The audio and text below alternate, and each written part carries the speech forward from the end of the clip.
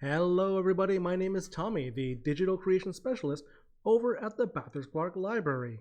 And we're going to be continuing our third part of the How Computers Work series. Today, we're going to be looking at the motherboard. So in my previous videos, we spoke about the CPU and memory.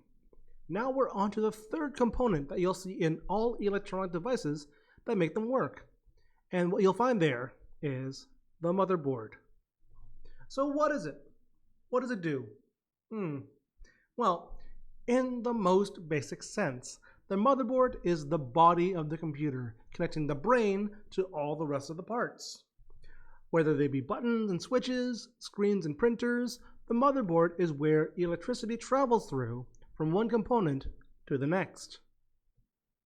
The motherboard communicates with all of its connected parts with a series of printed copper pathways that run throughout the body, which is why motherboards are a special type of printed circuit board, or PCB. This generally refers to an electronic control board that you can find in most modern electronics.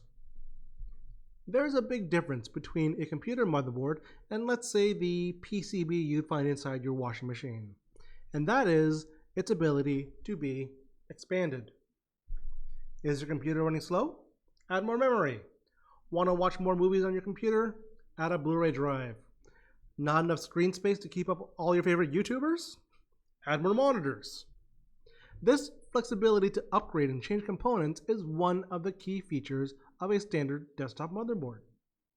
It's when you make things smaller, like you'd see in a tablet or a laptop, that the motherboard loses some of its expandability in exchange for space savings. But even regular sized desktop motherboards, did you know that even those come in different sizes? There's ATX, Extended or eATX, Mini ATX, Mini DTX, ITX, and then there's server boards, but that's an entirely different ballgame we won't get into right now. Why are there so many sizes? Are they all truly necessary? Well, when it comes to computers and the custom computer marketplace, it is all about need and preference.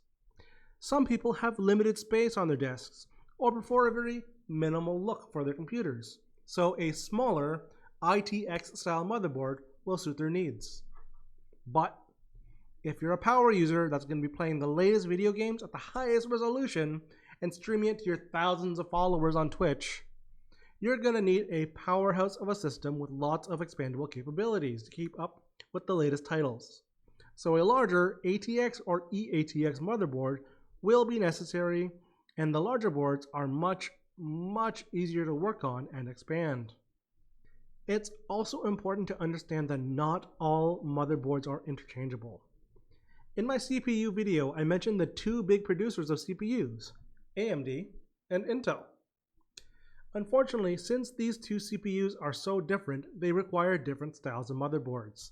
So if you have an Intel CPU, unfortunately, an AMD motherboard just won't work. Okay, and I know I've thrown a lot of information at you folks today, but when we're talking about motherboards, let's remember a few key things. 1.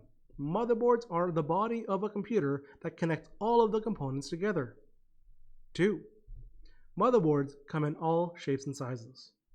3. Not all motherboards are interchangeable. So that about wraps up my video on how computers work. We've spoken about CPUs, memory, and now the motherboard. So I hope you've gained a little bit of insight into what makes these wondrous devices tick.